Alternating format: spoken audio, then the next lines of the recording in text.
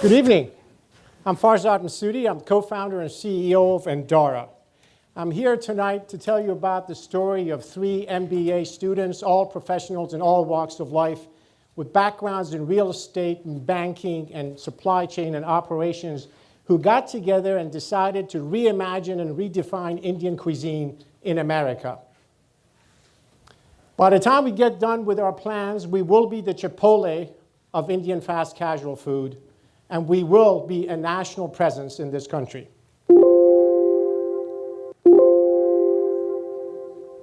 That was on purpose. Indarra is actually the Basque word for vigor and strength, and it speaks to our underlying core mission of promoting better living through better eating. We're a fast casual restaurant chain. For those who don't know what this means, you're probably not going to give us money. But for those who are interested, you might want to think of us as the Cavas, the Chipotles, the Mendocino Farms of the restaurant industry. We're fast food with a flair, with better service, with fresh food, and things that are served to you in a better ambiance. The problem with the Indian food is what compelled us to be here. Indian food, when it's good, it knocks it out of the ballpark. When it's bad, it's a gastrointestinal crippling event. And it is an assault on your olfaction and gustatory senses. We wanted to change this. We wanted to have Indian food that's great and standardized and predictable and consistent and can be served to the American public in ambiances and decors and surroundings that do not dehumanize humans. Now, we then noticed that the industry is actually showing trends that are hugely in our favor. The growth rate of the fast casual industry in the restaurant industry is 8%. 92% of people we surveyed have a high curiosity factor for trying Indian food.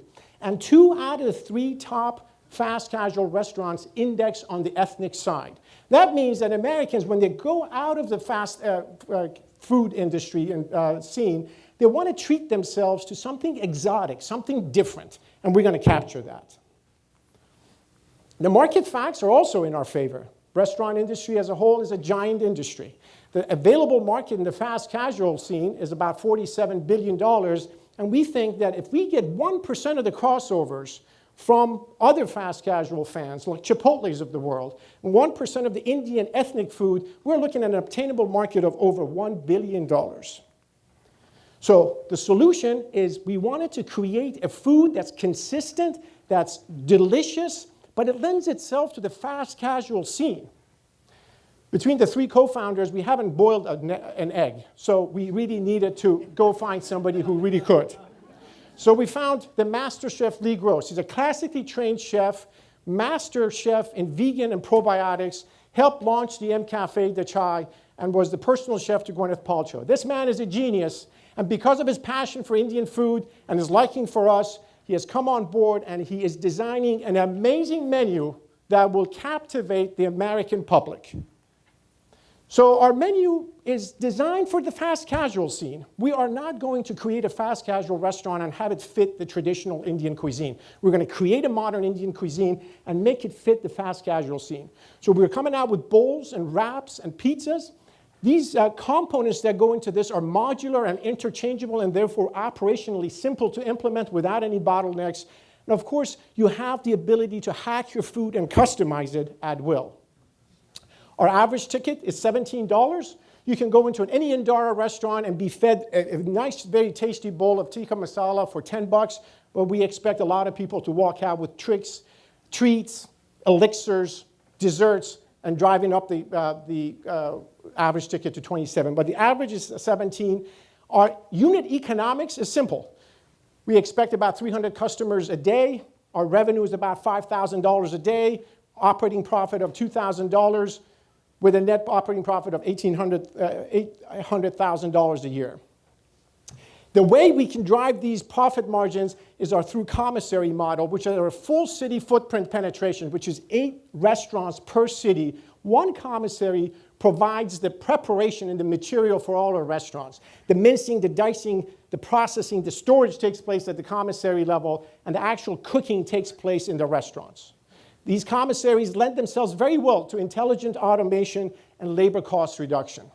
The 3 founders are serial entrepreneurs, experienced investors, and startup folks who are going to be working on this business while we have amassed an amazing team of professionals who have actually worked together before as general managers and culinary designers and restaurant operators, Sam Carosos, Ken Jones, and Jesus Rodriguez. They're going to be running our ground operation. Our mentors and advisors have deep connections within the investment community and the restaurant community, and we expect them to be of great help throughout this journey for us. Our first restaurant is going to be in West Hollywood. Why West Hollywood? It's very packed, it's population-wise dense, it is full of millennials and professionals on the go with disposable income who are open to ethnic experimentation and are cultural omnivores. Our strategy is to open up an Indarra right across the street from a Chipotle. So we have actually picked 2 places on Beverly and on Melrose to open up our first location right across the street from Chipotle.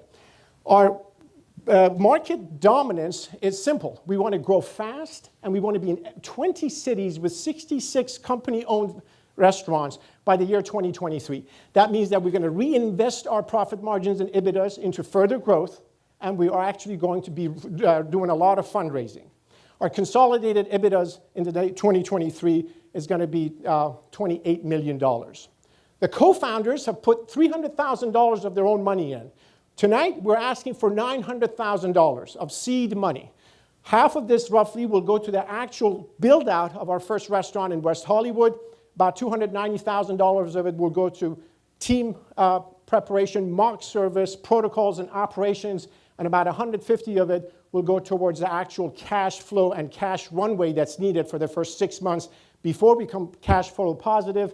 By the 9th month, we expect to be profitable. And after the first year, we expect to have returned the investment 100%, and then everything from there would be the icing on the cake. Thank you.